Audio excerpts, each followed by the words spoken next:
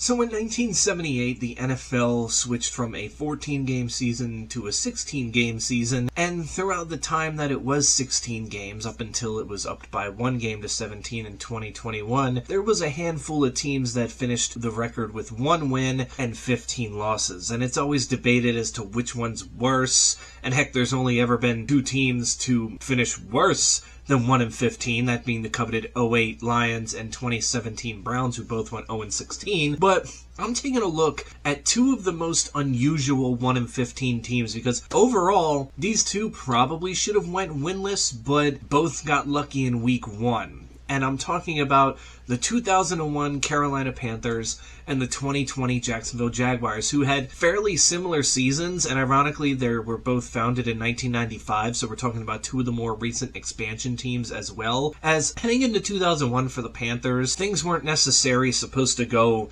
super well. I mean, Steve Berline was out at quarterback, so they decided to draft 29-year-old Chris Wenke to be the guy, and then outside of that, their quarterback depth was very weak, but they were very high on Wenke because of his age and him being older. They thought he'd be able to mature a little bit more, and boy, early on, it looked pretty good. Week 1, the Carolina Panthers were at Minnesota. They were taking on the heavily favored Vikings, who had just played in the NFC Championship game the season prior, and what went down was, well, a pretty solid performance all around for the Panthers. They would beat the Vikings 24-13 with good managing football played by Chris Wenke and the defense forcing 5 Viking turnovers. So Panthers fans now had some hope that this season would be somewhat competitive, and well, I mean, it was, but this would end up being the only win the Panthers had for the entire 2001 season. Yes, they won their first game of the year and then proceeded to lose the rest of their 15 games. They were the first team in NFL history to do this. Now, granted, they did have some close games. The next week against Atlanta, they lost by 8 points. They lost a 2-point game to New Orleans. They lost an overtime game to Washington.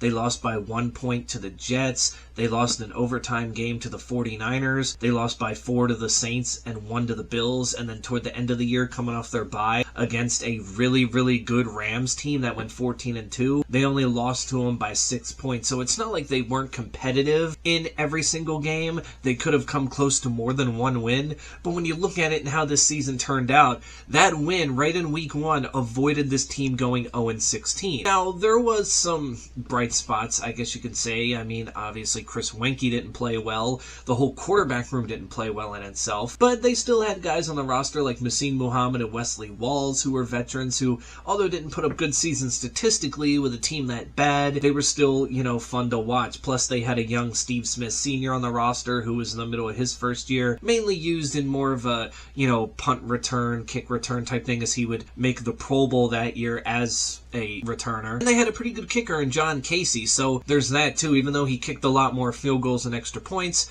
he was still good. And their punter, Todd Sauerbrunn, well, he led the league in punting and once again was named first team All-Pro and was a punter. And by far, their best player on defense was edge rusher Mike Rucker, who had 9 sacks. And then Doug Evans, their corner, did have 8 interceptions, including 1 for a TD. So there was bright spots that were on this team, but needless to say, it was a team that wasn't full of a ton of talent to begin with. And of course, within 2 years, we know this team's story. Next year, they would, hire a new head coach in John Fox, and, they would go 7-9, pretty decent. But then in 2003, the team made a quarterback switch from Rodney Peete to Jake Delhomme, won a lot of close games that just a couple years ago they were losing, and made a miracle run to the team's first ever Super Bowl. So this 1-15 season kind of gets lost because of how quick the Panthers were able to turn things around. However, this 1-15 season that we're here to talk about hasn't really been forgotten, and that is the 2020 Jacksonville Jaguars, who, again, coming into this year, they haven't had it really well. I mean, they had that random 10-win season in 2017, which saw them go to the AFC Championship, but then in the next 2 years, they had gone a combined 11-21. They had moved on from Blake Bortles, and now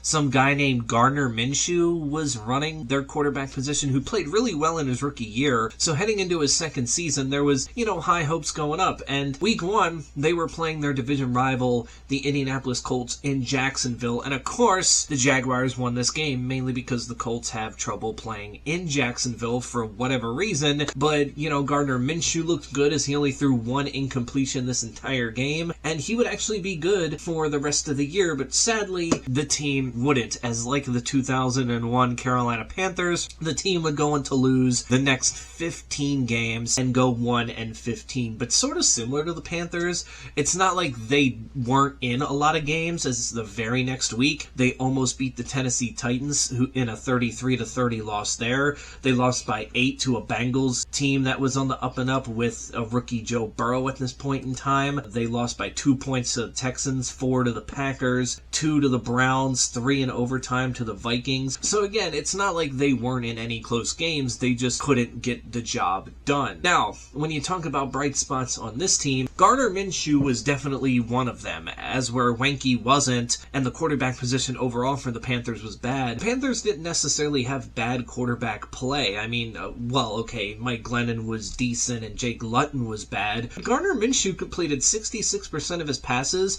with a touchdown to interception ratio of 16-5. So he was actually holding on to the ball and making plays. Plus they had a 1,000-yard rusher in James Robinson, and they had a trio of receivers get over 600 yards. One of the things that was lacking, though, for Jacksonville this year was special teams. Because, and I kid you not, this team used 6 different field goal kickers this year. 6. And it's not because any of them struggled. It's just they dealt with injuries there. Needless to say, their kicking room, all in all, wasn't that great and very inconsistent because they didn't have a consistency there. As a matter of fact, too, their punter, Logan Cook, had 46 kickoffs, and Keelan Cole, a wide receiver, also got 1 kickoff for 11 yards, so it wasn't even that good to begin with. And they used 2 different punters. 10 different people kicked the football for the Jaguars. You're not going to win a lot of games when you have an inconsistency at something like special teams, because they, more than not,